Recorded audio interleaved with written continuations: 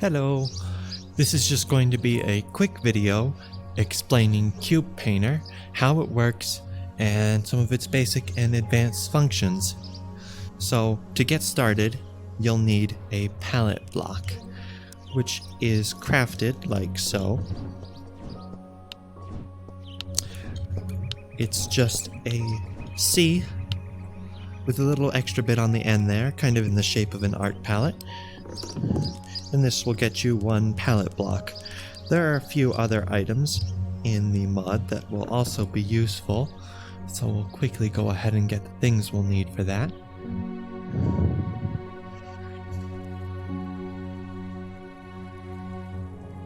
Go ahead and grab a blue dye. And those are going to be our marker blocks, crafted like so.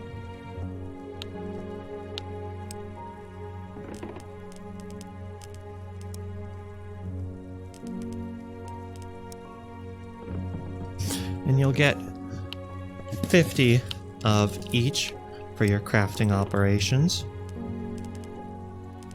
We'll also need a paste block if you want to do any pasting.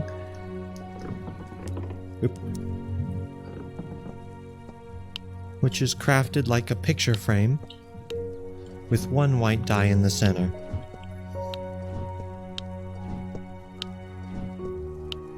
Just like that.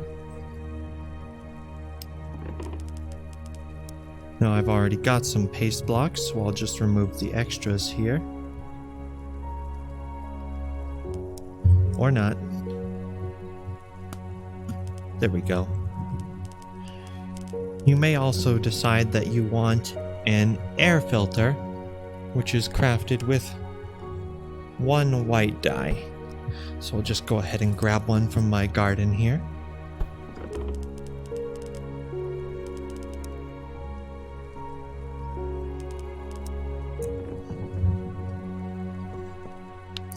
And it's crafted just like a plus with one white dye in the center. Come back here.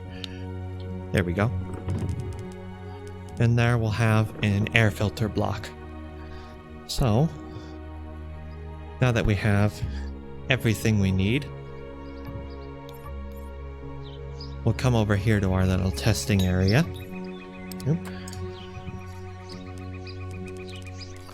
And we'll just start by setting down a palette block. And once you have your palette block in the world, you can just tap it with a stick and you'll see the command menu appear. From right to left, this is your paint operation block, your mask block, your undo block, redo, copy, cut, rotate clockwise, rotate counterclockwise, the selection wand, and the exchanging wand. So, for the most basic use case of the mod, you'll first just make a selection, and this is used with your marker 1 and marker 2 blocks. And so I'll just go ahead and place these into the world, and right now I'll have a selection between these two blocks. If I'd like to expand that selection, I can just grab any of these corners and move them. I can also quickly here. That's unusual.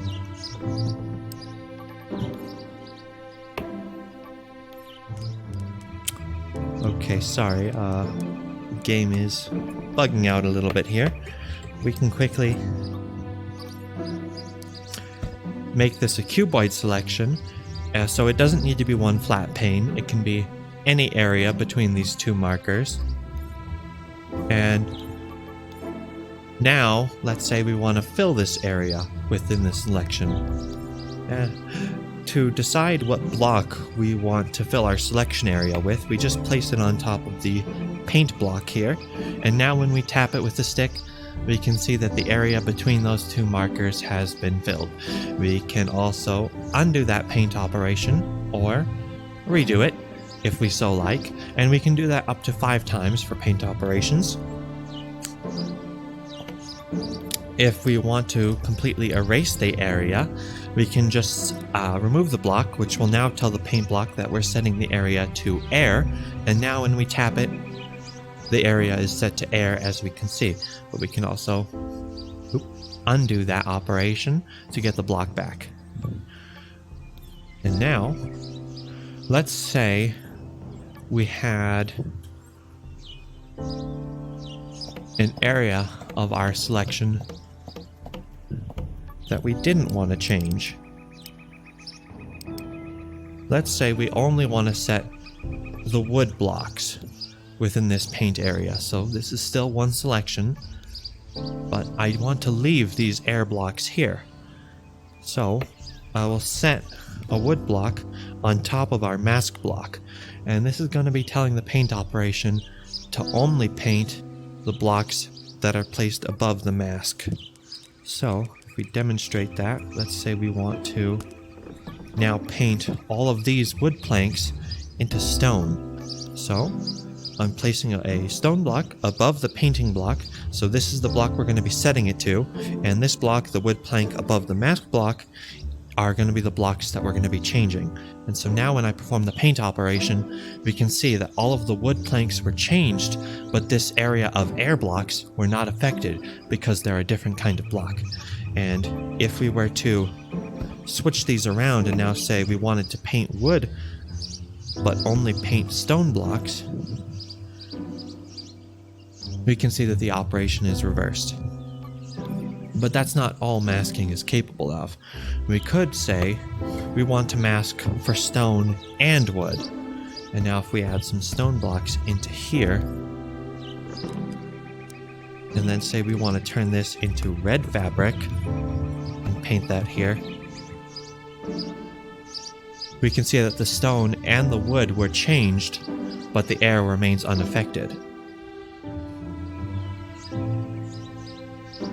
Demonstrating this again, we could remove the wood from the mask, and here we could see the stone blocks were changed, but the wood remains the same. And finally, if for some reason we only want to change the air blocks, how we can do that is we'll take the air filter we crafted earlier and we'll place that above the mask. And now when we paint, we can see that only the air blocks in our selection were adjusted. And we can also undo this. And you can use other blocks while using the air filter as well. So we'll quickly say that we want to mask our selection so that we're only affecting air and stone and paint. And we can see that only these blocks within our selection were changed. So go ahead and undo that. Now, let's say we wanted to copy this area. So we'll go ahead and hit the copy block here, and we'll see there's a little bit of feedback in the form of a hint, and now this entire area has been copied. So to paste it, we'll go ahead and grab one of our paste blocks, and we'll set that down somewhere in the world. And this can be activated in one of two ways. We can either tap it with a stick, and we'll see.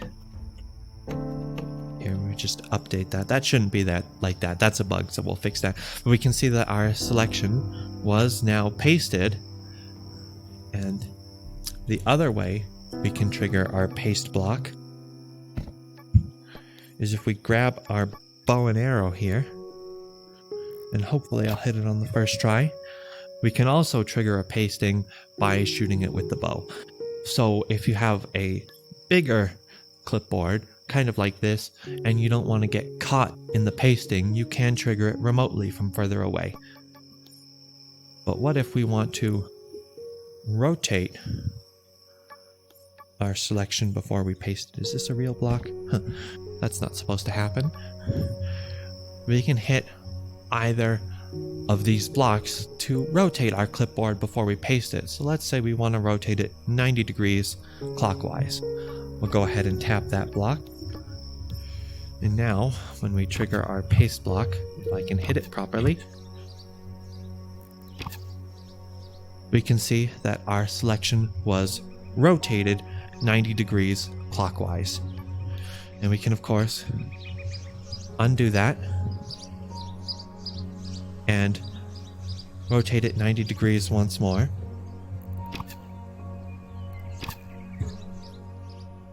And now we should see that the selection has been rotated 180 degrees aggregate, and now it's facing the opposite direction of its original counterpart. And we can make adjustments to our clipboard, and if we were to paste again, these adjustments will not actually be copied over, because the clipboard preserves the state from when it was originally copied, not before, so, or not after. So any adjustments we make will not affect our clipboard. However, if we'd like, undo that one more time, to copy our selection again, we can. And now, when we paste, we should see that it comes over with our new adjustments. Hopefully that makes sense. I know that that wasn't the best wording. So now, go ahead and get rid of that. I'll showcase the two wand modes. And to use these, we're going to want to have a stone pickaxe and stone axe on hand. They're both used in these modes. So I'll go ahead and enable the selection wand mode. And what this is going to enable us to do is to make a selection without using markers. So I'll go ahead and grab my stone pickaxe, and hitting a block, we'll see some feedback. The first marker of our selection has now been set, and we can set the opposite corner using our stone axe, and we can now see that that is a selection that we've just made, and we could paint that, removing the whole thing. If we want to make a different selection, we can begin moving the corners with our stone tools, and this is a new selection. So when we paint that, we can see that the new area we selected has now been painted. So this is just an easy way to make selections if you don't want to use markers, or if there are already blocks in place that you would prefer to select. Now I'll show you the exchanging wand mode. This uses the same tools with the bow as an addition. So by itself, the exchanging wand mode will do nothing.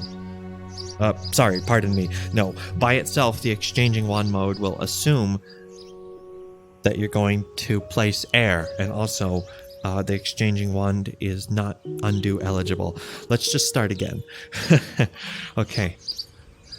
So you'll enable the exchanging wand. We can see it's now been enabled. And to set the target that you want to set blocks to, you go ahead and shoot that block that you want to use with an arrow. Now, any block that we hit with our wand tools, and this is going to be either the stone axe or the stone pickaxe, will be set to that block that we selected. And we can select a different block just by shooting it with an arrow. And now, any blocks we hit will be exchanged into that block. But of course, there is currently a limitation within the game. We can't set blocks that have been damaged, which is why you're allowed to use both the stone axe and stone pickaxe. Because were I to try and set a block using its preferred tool, we can see nothing happens. But if I use the stone pickaxe on this wood, it does get set. So that's just one limitation you need to keep in mind. And this mode is mutually exclusive with the selection wand mode, because obviously it uses the same tools that the selection wand uses. So if it were to be enabled, you'd start to run into problems. So by enabling the selection wand, it will disable the exchanging wand, and now our tools will once again be used for selections. But if we enable the exchanging wand, then they'll once again be used for exchanging. Just like that. Anyway, those are all the features within the mod currently. Actually, there's also cutting, which I'll very quickly showcase here.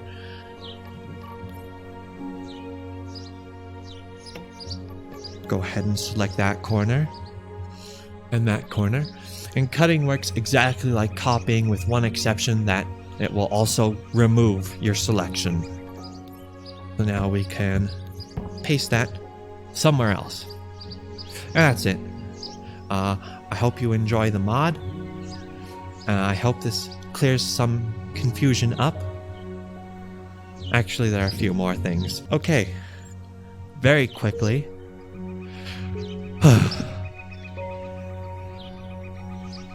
There are two. I can't do two, sorry. There are two more features that I haven't mentioned. Good lord. If you put an air filter block above your paste block, then any air blocks on your clipboard will be ignored. So, even though this part of the selection should be air, the wooden block remained because the air blocks were ignored, allowing blocks that already existed in the world to overwrite that. As we can see, the wood block that was already here in the world was ignored when pasting. Hopefully that makes sense. The other feature you should be aware of, the mask block will continue to look at every block that is above it until it encounters air, which is why an air filter block is used when you actually want to use air in your mask. This means if the block is underground and you don't have a space of air above it, it will continue looking at every block until it reaches the surface, which is why you should always leave one air block above it, otherwise your mask could get messed up and you might lag up your game. That's it. Genuinely, that's all the features in the mod. I hope you enjoy using it and have a great time.